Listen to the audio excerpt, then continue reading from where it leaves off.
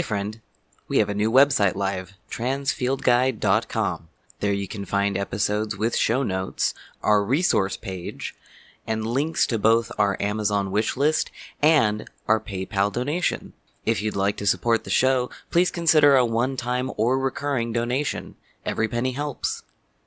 The information and opinions presented in this podcast are based on research done at a particular point in time. The fields of medicine, surgery, psychology, etc. are constantly evolving as new studies and movements happen. Please take into account the year of any particular episode's publication, and as new information presents itself, we will do our best to release updated episodes on the topics. Listener discretion is advised for references to medical terminology of body parts. Unless otherwise stated, no one speaking on this podcast is a medical or legal professional and cannot provide medical or legal advice. Welcome to the Trans Field Guide.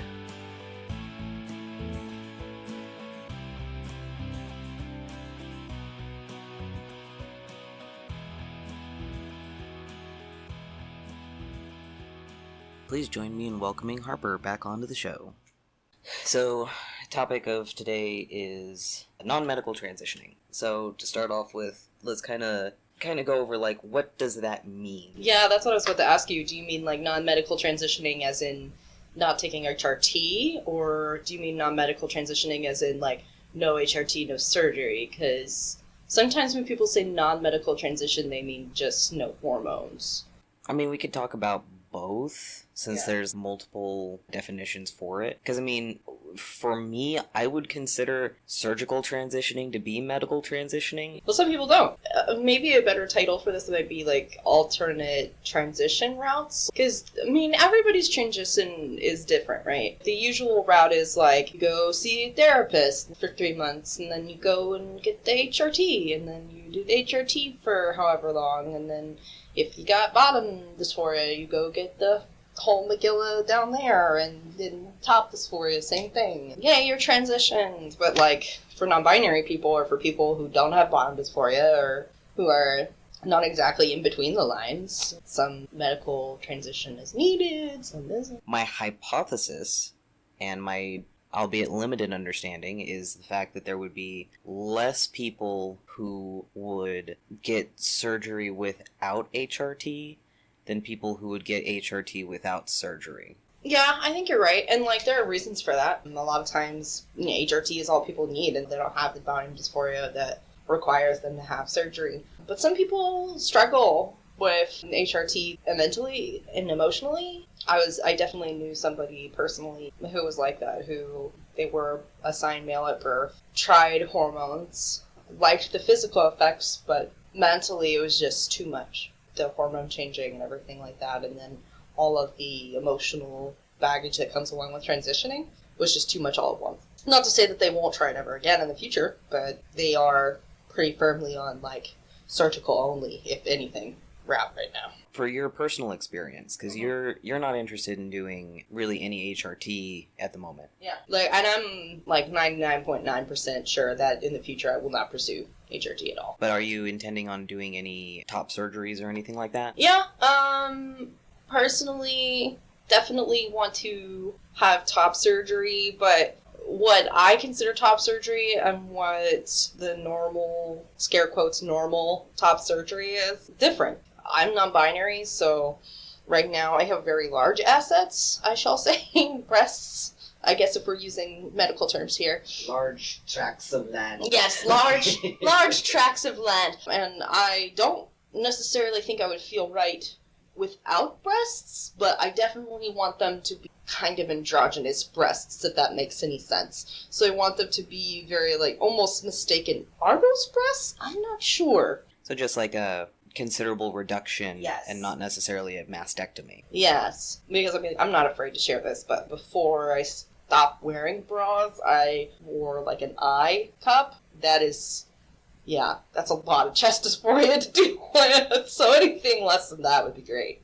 And the reason that I wanted to do it that way is just because it's not because I'm too afraid to get top surgery and I'm just going to go with reduction because I'm too afraid. It's more of just, I'm 90% sure I don't want full-on top surgery, and reduction will allow me to, if in the future I want full-on top surgery to be like, okay, yep, this is not working. We need to fix this into something that's more workable for me. I enjoy them, and I want partners to enjoy them, but I do not want to see them when I have clothes on. Because they kind of... It's almost like they're part of my gender identity, but not part of my gender expression, if that makes any sense. Methods of transitioning without use of medical transition. So, I had a really good question the other day from somebody who was actually a trans person. It was a more binary trans person, and they were asking me, because I'm non-binary, and they're like, how can you be trans if you're not transitioning? And I'm like, well, I have transitioned in certain areas. And they're like, well, what are you talking about, And I've transitioned in that I've changed my name.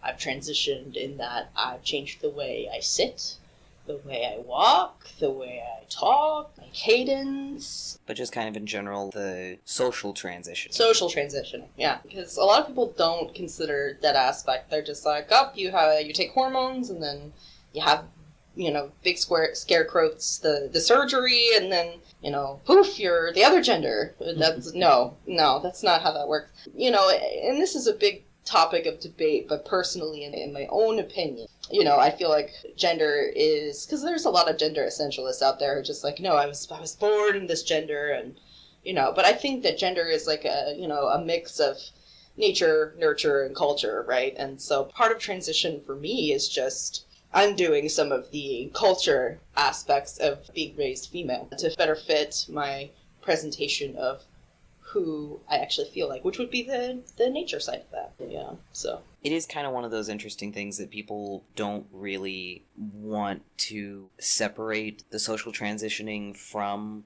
the medical transitioning, which I find fascinating because not too long ago, it used to be a requirement that you had to socially transition 1 year before you could get approved to medically transition. Yeah. You had to essentially try the gender on for size. Yeah. Without any of the help of hormones, if that's something that, is for you. Yeah. And so the fact that it's now kind of become almost this, opposite perception on a social level, where it's like, oh, if you're going to be socially transitioning, you need to also be medically transitioning. Which is why it's kind of a shock when you meet somebody who is kind of an older trans person who's been socially transitioned for a very long time, and then you find out that they've never started HRT or anything. Yeah. Like, oh my god, I had no idea. I could never tell. I thought you had been on HRT and da-da-da-da-da.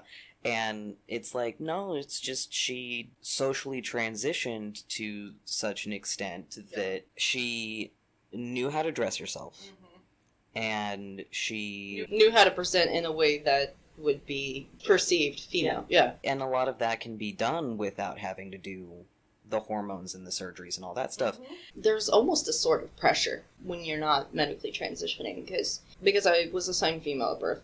And there have been a lot of people who were also AFAB who would approach me and be like, well, if you're going to try testosterone, you should really try it now and see if you like it. But the thing is, after a certain point, you really can't reduce the effects of the testosterone.